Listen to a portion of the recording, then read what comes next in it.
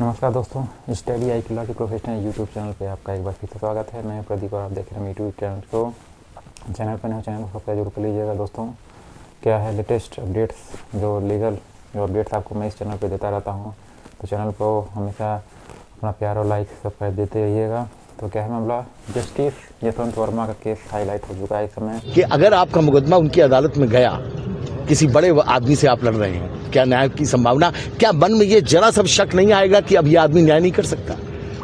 Public faith अगर है तो न्यायपालिका है, पब्लिक फेथ चली गई, न्यायपालिका चली गई। जस्टिस यशवंत वर्मा ने पूरे इंटायर जुडिशियल सिस्टम को आज कटघरे में लाके खड़ा कर दिया है। पूरा जुडिशियल सिस्टम कटघरे में खड़ा है केवल एक आदमी की हरकत की वजह से। इसलिए जस्टिस वर्मा का इलाहाबाद में आना हम विरोध कर रहे हैं। हम किसी करप्शन के फेवर में नहीं है। करप्शन कोई करे उसके अगेंस्ट में बार एसोसिएशन खड़ी है। अगर वो जज हैं तो हम उनके खिलाफ खड़े हैं। हाई कोर्ट में उनकी कंटिन्यूएंस एज ए जज is injurious to the health of judiciary. Judiciary का पूरा स्वास्थ्य प्रभावित है। कैंसर है वो इस जुडिशियल सिस्टम के। He should be removed. उनको रिजाइन। अब सिस्टम है, कॉन्स्टिट्यूशनल पोस्ट है, इम्पीचमेंट होगा, ये होगा, वो सब तो प्रोसीजर है। अगर उनके अंदर इंसानियत बची है तो उनको आज ही रिजाइन कर देना चाहिए। आपने उनकी वापसी को डस्टबिन से भी तुलना की। अगर इलाहाबाद हाई कोर्ट क्या डस्टबिन है? जो जहां मन में आए जो गंदगी दिल्ली हाई कोर्ट के लिए ठीक नहीं है, क्या वो गंदगी इलाहाबाद हाई कोर्ट के लिए ठीक है? क्या हम डस्टबिन है? क्या कूड़ेदान है Allahabad high court? Allahabad high court कूड़ेदान नहीं है। यहां भी हमें ईमानदार लोगों की जरूरत है। हमारे अपॉइंटमेंट के मैटर 2 साल से पेंडिंग है।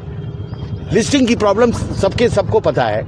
उन पे क्या यहाँ के क्या वकील, क्या ईमानदार वकील इस इलाहाबाद हाई कोर्ट में नहीं है? आप जानते हैं हमारे यहाँ कैसे हमारे यहाँ आज की डेट में जो सिटिंग जजेस हैं उनमें मैं 20 जज का नाम ले सकता। जैसा कि आपने नाम बताया है, ऑनरेबल जस्टिस यशवंत सिन्हा जी के घर पे आग लग गई। जब वहाँ पर फायर ब्रिगेड की टीम पहुंची और पुलिस पहुंची तो आग बुझाने के दौरान उनको एक अलमारी से काफ़ी नगद राशि बरामद हुई, बहुत बड़ी नगद राशि।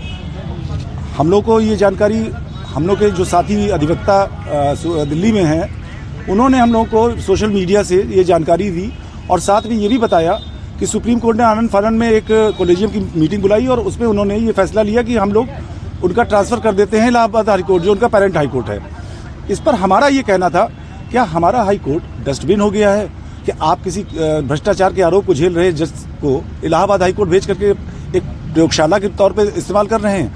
आपको जो भी करना है उनके खिलाफ, उनको कहिए वो घर में बैठे और उनके खिलाफ उनकी जांच हो। जांच में वो क्लियर पाए जाते हैं, उनको वापस कहिए कि आ जाएं वो। लेकिन ये क्या औचित्य है कि उनको यहाँ इलाहाबाद हाई कोर्ट भेज करके, क्या इससे हमारे यहाँ की न्याय प्रणाली और न्यायपालिका की पारदर्शिता पर क्या इस पर असर हमारे इलाहाबाद हाई कोर्ट का नहीं पड़ने वाला है? क्या कि एक भ्रष्टाचार का आरोप का सामना कर रहे जज को यहाँ पर भेज करके आप क्या साबित करना चाहते हैं कि इलाहाबाद हाई कोर्ट में ज्यादातर लोग भ्रष्ट ही हैं? सर, 24 मार्च को क्या मीटिंग होने? इसमें काफ़ी न्यूज़ में भी वायरल हो रखा है। इसमें सबसे बड़ी चीज़ है कि इससे पहले कोई भी मामला उजागर नहीं हो पाता है जब तक कि उनके घर में छानबीन या उस तरीके से, जब उनके घर में आग लगी उसके वजह से जब वो वहाँ पे पहुँचे फायर ब्रिगेड वाले, तो वहाँ उनको पता चला कि इतनी बड़ी रकम में मात्रा में मिली है। तो 15 करोड़ के आसपास ये रकम बताई जा रही है, जो कि एक जिसके घर से मिली काफ़ी बड़ी रकम है।